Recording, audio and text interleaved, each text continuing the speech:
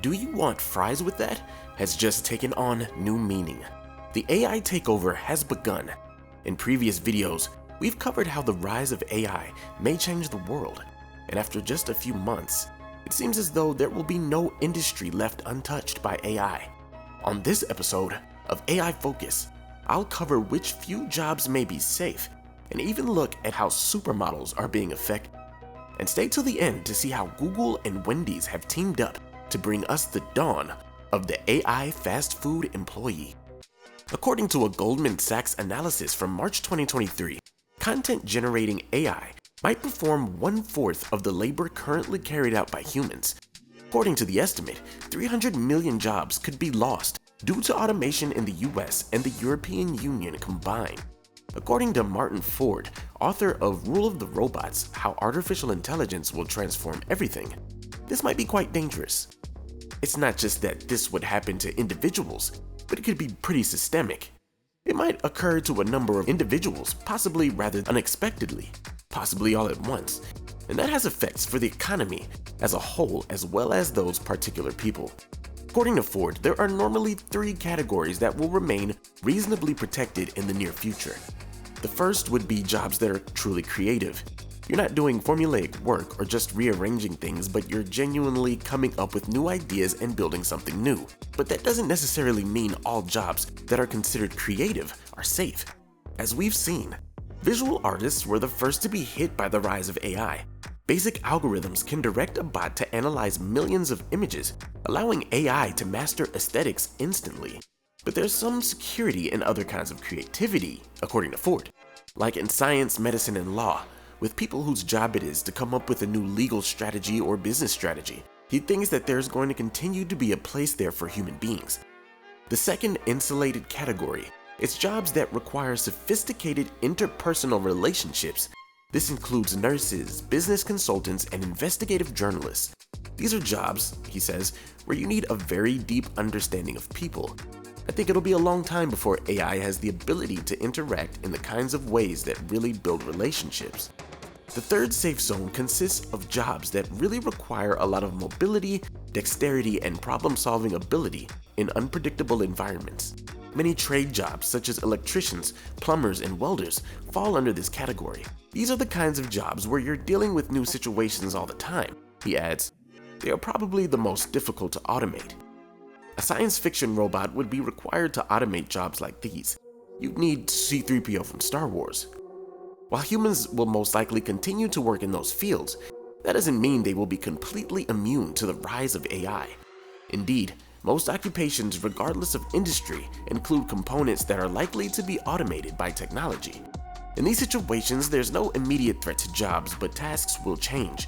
Human employment will become more centered on interpersonal skills. For instance, while a robot may technically perform a better job of detecting cancer, most people may still want a doctor, a real human, to notify them. That's true for almost all jobs, and acquiring such distinctly human talents may aid people in learning to do their jobs alongside AI. For these jobs, it's important to think about what aspects of your job will be automated and what your supplementary skill is. It's like the bank tellers who used to have to be extremely accurate money counters. That duty has now been mechanized, but the teller is still needed. According to Ford, an advanced education or a high-paying employment is not a defense against AI takeover. We might think a person with a white-collar job is higher on the food chain than someone who drives a car for a living, he says, but AI has now evened the playing field. Everyone has to be on their toes. Ford continues with, in many circumstances, highly educated workers will be more vulnerable than even the least educated individuals. Consider the guy who cleans hotel rooms. It is quite difficult to automate that job. Concerns about technology substituting human labor are nothing new, and they are not exclusive to the fashion industry.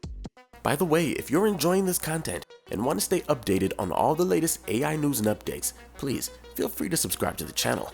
Now back to the video. While AI has been utilized in fashion for years, some professionals are becoming increasingly concerned about its increased use in the industry. According to Yanni Go, a model and the creator of Yanni Models, where she works with over 100 models, many are still dying to get back to consistency as the industry recovers from pandemic-related interruptions. Clients can now send an email to the agency and say, "Hey, this is exactly what I'm looking for."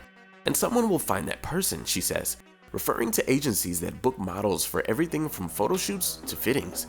And these concerns are quite justified. Look at Shudu, the world's first digital supermodel. She was established in 2017 and has worked with high-end brands such as BMW and Louis Vuitton in the last year. Shudu, who was meant to be a black woman, also garnered criticism from The Digitals, the AI modeling studio that built her.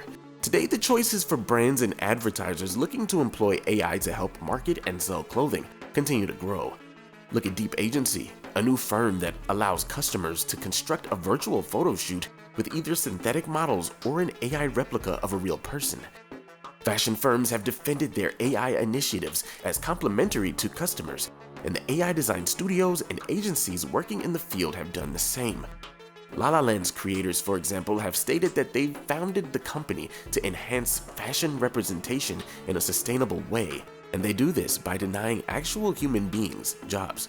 In the meantime, AI models have gotten so lifelike that many consumers can no longer tell them apart from pictures of people.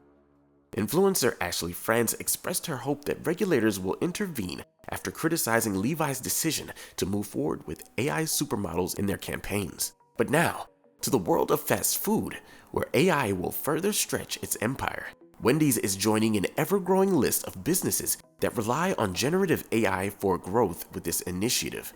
An artificial intelligence chatbot that is backed by Google's natural language processing software is being used by Wendy's to automate its drive-thru service, and it's taught to comprehend the variety of ways clients order off the menu. In June, a company-owned restaurant in Columbus, Ohio, will launch the chatbot for the fast food giant, according to Wendy's, and Todd Penegor, CEO of Wendy's, says the objective is to streamline the ordering process and stop large queues from turning away consumers in the drive-thru lanes. I mean, they could just go the Chick-fil-A route. They seem to streamline things pretty well. But what do I know?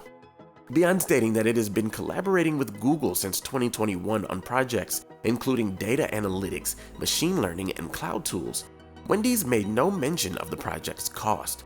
These new chatbots, driven by artificial intelligence, are supposed to be very conversational, the CEO added. "You won't know you're talking to anybody but an employee," he assured them.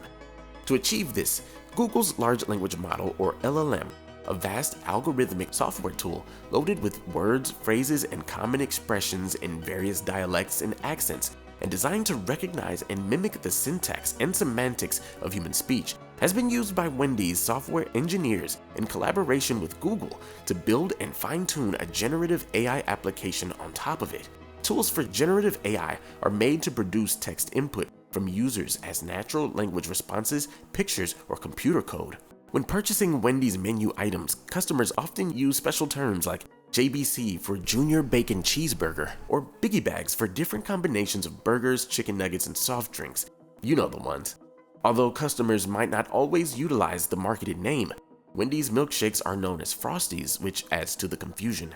Just how well will this work? Driving past and speaking into a drive-thru may seem like an easy task for AI, but Thomas Kurian, CEO of Google Cloud, the company's cloud computing division, claimed it's actually one of the hardest. Mr. Kurian mentioned that among other difficulties, a family car can have a lot of unnecessary noise from things like music or kids in the back seat. It takes a lot of fine-tuning to get the software to filter out these sounds and concentrate on the person placing the purchase and the language they are using, according to Mr. Kurian. However, he added, customers occasionally change their minds mid-order, and the program needs to be able to record that. It's a very challenging technological issue. Additionally, the application has been designed to upsell users by presenting larger servings, frostings, or daily deals. Because money. Then the chatbot displays the order on a screen for line cooks after taking the order. Next, a staff member relays the prepared meals to the pickup window and hands them off to the drivers. So far, recent test runs at the Columbus store have gone well. The purpose of the test deployment is to demonstrate to Wendy's franchisees that the technology is effective and can increase service speed and consistency. Wendy's Chief Information Officer, Kevin Vasconi, added, "It's at least as good as our best customer service representative, and it's probably on average better." According to Wendy's, up to 80% of meal orders are placed at the drive-thru lane. up from about 2/3 prior to the pandemic. Is this the beginning of the end for fast food workers, or maybe even minimum wage workers as a whole? The company is not trying to replace employees with a chatbot, according to Mr. Penegor. He stated that many of the manual processes involved in taking drive-thru orders will be handled by the new technology, assisting employees in doing their duties. What do you think about AI's impact on jobs? Do you think your job will be impacted? Is this good for the world? Let me know in the comments below. Click that video on the screen to watch something you haven't seen. And thanks for visiting AI Focus.